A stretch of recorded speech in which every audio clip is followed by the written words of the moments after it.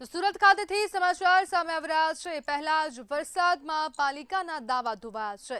સમાચાર સુરત ખાતેથી સામે આવી રહ્યા છે। ભારે વરસાદે પાલિકાના દાવા ધોવાઈ ગયા છે। તો પ્રી મોન્સૂન કામગીરીની પોલ ખુલી। અંબાનગર મેઇન રોડ પર પાણી ભરાઈ ગયા છે। પાણી ભરાતા લોકોને હાલાકી પડી। ગોઠણસમાં પાણીથી લોકો મુશ્કેલીમાં મુકાઈ ગયા છે। સમાચાર સુરતથી સામે આવ્યા। પ્રી મોન્સૂન કામગીરીની સામે અનેક સવાલો પણ ઉઠવા પામ્યા છે।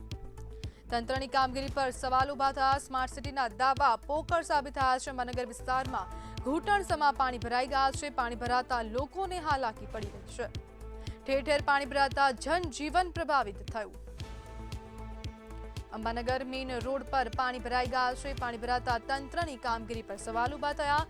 કરોડો રૂપિયાના ખર્ચે પ્રી મોન્સૂન કામગીરી કરવામાં આવી છે। કામગીરીની હવે પોલ ખુલી ગઈ છે। તેના કારણે સ્થાનિકો પણ હવે અનેક સવાલો કરી રહ્યા છે। પ્રી મોન્સૂન કામગીરીની સામે અનેક સવાલો ઉભા થયા।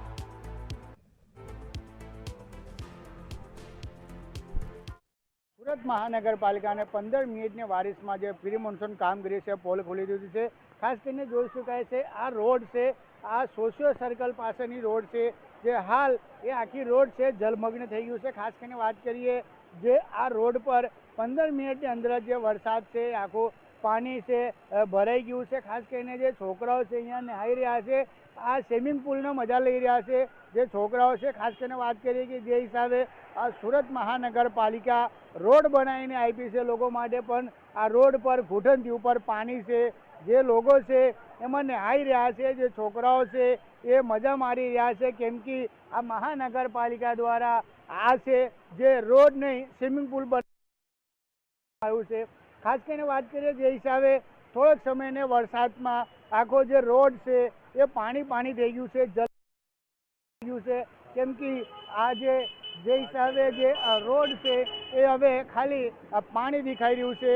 રોડ ક્યાં છે એ લોકોને દેખાતા નથી। એમાં જે લોકો છે, જે છોકરાઓ છે એ નહાઈ રહ્યા છે, કેમ કે એ લોકો જે હાલ સ્વિમિંગ પુલને મજા લઈ રહ્યા છે। ખાસ કરીને વાત કરીએ આ જ રોડ છે જે જલશક્તિ મંત્રી CR પાટીલની ઓફિસની બહાર જ છે। એક વાત કરીએ કે જલશક્તિ મંત્રી અને ઓફિસની બહાર જ આવી રીતે પાણી ભરાઈ જાય તો સુરત મહાનગરપાલિકા કેવી કામ કરી હશે એના ઉપર સવાલ ઊભો થઈ રહ્યો છે, કેમ કે જે હિસાબે આ રોડ પર ગાડી ચાલવી જોઈએ પણ લોકો હવે અહીંયા બોટ લાવવા માટે પણ વિચારી રહ્યા છે, કેમ કે જે હિસાબે સુરત મહાનગરપાલિકા કામ કરી છે કશે ને કશે ખાલી કાગળ પર જ છે। જે લોકો છે અહીંયા એમ કહી રહ્યા છે કે દર વર્ષે 15-20 મિનિટની અંદર જ આ વરસાદને પાણીમાં રોડ આખી ભરાઈ જાય। જે હિસાબે આ પાણી ભરાયું છે રોડ પર, કશે ને કશે આમાં મહાનગરપાલિકા છે અને પોલ ખોલી રહ્યું છે, કેમ કે આ મહાનગરપાલિકા રોડ બનાવી હતી એના ઉપર આટલી કમર જેટલી પાણી થઈ ગઈ છે, ઘૂંટણથી ઉપર પાણી છે।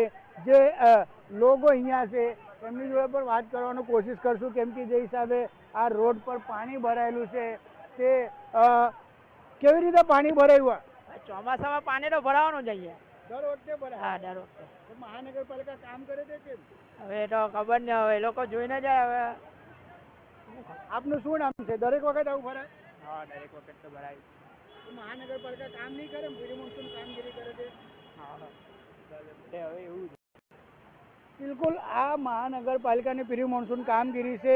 શું નામ છે આપનું? આ દર વર્ષે આવી રીતે મારું ભરાય? નામ બાવસભાઈ છે ભાઈ। દર વર્ષે ભરાય? દર વર્ષે ભલે ગમે એટલે 1-2 કલાક વરસાદ બી પડે ને તો અહીંયા ફૂલ પાણી થઈ જાય ભાઈ।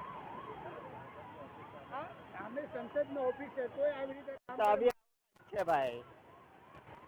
બિલકુલ આ મહાનગરપાલિકાનો કામ છે જે જલશક્તિ મંત્રીની ઓફિસની બહાર જ ઘૂંટણ જેટલું પાણી ભરાયું છે। ખાસ કરીને વાત કરી શકાય કે હાલ તો જે મહાનગરપાલિકાની ટીમ છે હજી કોઈ દેખાતી નથી, પણ ખાસ કરીને જે હિસાબે પાણી છે એ આખા રોડમાં ભરાઈ ગયા છે, આખું રોડ જલમગ્ન છે।